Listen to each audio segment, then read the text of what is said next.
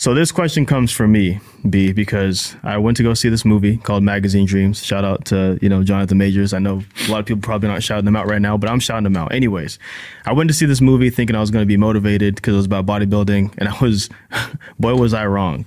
It was definitely about bodybuilding, but it was very depressing and dark in a lot of scenes. And because this guy was very awkward socially and didn't know how to, communicate with people, he didn't have any friends.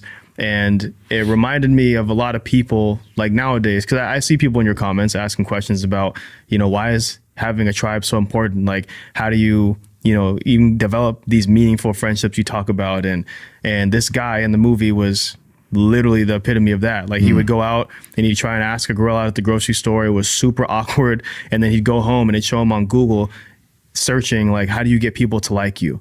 How do you make friends? And it was so sad because I'm like, people probably really search this stuff when they're by themselves and trying to use ChatGPT to figure out how to make themselves more appealing or whatever. And so why do you think it's so important that men develop tribes?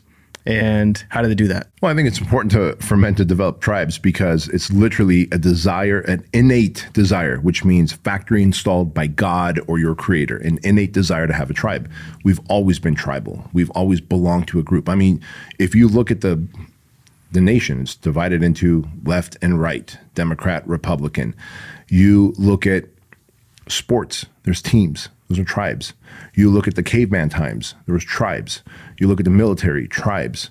In schools, when you go to, I can think back to school, elementary school, junior high, high school, there was tribes. Like the gothic kids hung out together, the band geeks hung out together, the jocks hung out together, like the nerds hung out together. Like we just naturally break into tribes. So it is innate in us. So first of all, when something is innate, factory installed in you, and you're not doing it, just like a sense of purpose. So when, a little tangent here, but if you're like having purpose and meaning in your life is innate, factory installed by God, your creator. And if you are not living a life of purpose where you feel like you're serving humanity in some way, you're going to feel anxiety and depression, which is how your conscience speaks to you. And conscience is the voice of God or your creator. Your conscience is the voice of God or your creator telling you like, hey, you're incongruent. So where a path is concerned, if we know that being in a tribe is innate and it's factory installed, but we live in a time where we're so isolated, especially post-pandemic, right? The pandemic really isolated people. And I mean, think about what you want to do if you want to kidnap someone. The very first thing you want to do if you want to kidnap someone is if you're there in a group, you want to distract the group so you can isolate the one person that you want to kidnap and throw them in your van. Because as a group, they're going to put up a fight and not let their friend get kidnapped. So again, you can get kidnapped by the devil, essentially, right? You can get kidnapped by the opposition. You can get kidnapped by bad thoughts if you don't have a tribe. And so if we have a tribe, we can lean on our friends, on our community during hard times. And so in the absence of that, but again, post-pandemic, we kind of really got spread out. People aren't as tribal. And we're seeing that anxiety, depression, lack of purpose has multiplied by like 400 or 500% since the last 5 years. And if we know that to be true, then we have to do the opposite and find our tribe. Now, the hardest thing to do is to go and walk into your first jujitsu class or to walk into a book club. The hardest thing to do is that first step into that club, that community. So let's say you've always been interested in a book club because you like to read books by yourself. You're like, man, I bet you there's a club that reads similar types of books. It's out there. Find it, the community, walk into that book club. Maybe they meet at a coffee shop in your community somewhere. Maybe they meet at a library somewhere. Maybe they meet in a bookstore somewhere. Find it and walk in and say, hi, my name is Bedros. I love books too. Can I sit in and listen and see what kind of books you guys are reading? Soon, during the breaks, people are going to make small talk. During jujitsu, the hardest thing to do is to walk into a class and go, hi, I think I want to go on the mats and learn to choke people out and have people choke me out. But in that process, in between roles, I'm going to make friends with people because, oh, dude, you're an entrepreneur as well? Holy shit, so am I. Oh my God, you like boxing? Oh my gosh, so do I.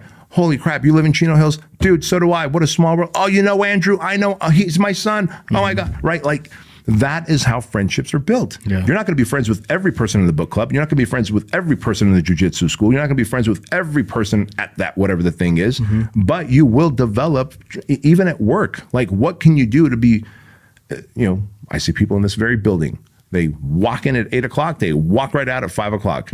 And then there's people who, you'll see them walking in the parking lot, a tribe of team members out there walking and connecting. And then I see on social media on the weekends, they did fun things together. Like, this building has created tiny little micro tribes of people who have like interests. And those interests are cool to have and to do things with other people and to have friends. But then in the time of a life crisis, or you need help, you need support, you're not alone. And when you look at the stats that 85% of men don't have a friend that they would feel safe and comfortable calling if they weren't in town and their wife and kid needed something, like, that explains to you the need of a tribe. Yeah. And here I am in a position where I could call on 20, 30 dudes if that was the case. And it feels so good, Right. It'd be super sad, like the statistics, or when you hear it, it almost doesn't sound real, because you're like, well, there can't be that many people that don't have friends like that, because we have a lot of friends, and so we feel like that's normal. But I definitely think a lot of people feel isolated, whether it's because of the pandemic or maybe they just never learned the skills. Like even, because I guess this kind of tie into things that your dad should be able to teach you. And I would hope that your dad was able to teach you how to, whether it's with a girl, spitting game with a girl and not coming off awkward, and also, but talking to a guy when you're at the gym or whatever, and not to come off like a creep, like trying to find a way to hang out outside, or like, let's get food, let's do this, whatever. I would hope that, your dad would be able to teach you those kind of things, but I think there's so many that don't. So are you basically saying that more people, like, if they feel like they don't have any kind of meaningful relationships, excuse me, do they go into a jiu-jitsu school, they go to the gym, they go to the coffee shop, and they just go for it? Yeah. Yeah, and guess what? It's awkward for all of us. It's awkward for all of us. And so what does go for it look like? It literally means, like, if you're in a gym, let's say, when I say gym, I'm like, you're walking into a gym with weights in it to work out. And you're like, all right, I'm going to try and, like, bench press, whatever, 25, 30 pounds more than I normally can. But I think I'm going to need a spotter. All right, so you scan the weight room. You see a guy who looks like he knows what he's doing. He's strong enough to lift the weight off of you.